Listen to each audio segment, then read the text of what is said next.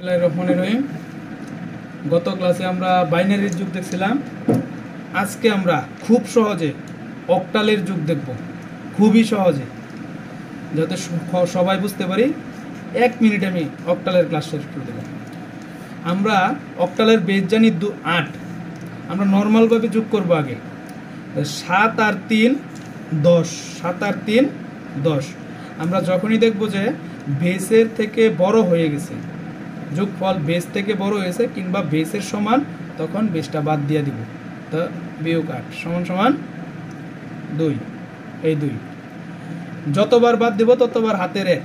আমরা নর্মাল যোগ করি 6 আর 4 10, আর একবার বাদ দেওয়ার কারণে হাতের 1 11। 11 থেকে আবার 8 বাদ থাকে 3।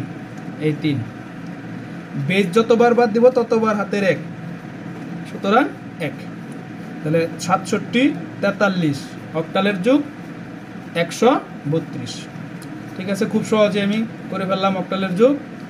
এরপরও আমি অনেকগুলো ক্লাস দেব, তখন আমরা যদি সমস্যা থাকে আমরা বিস্তারিত আলোচনা করব।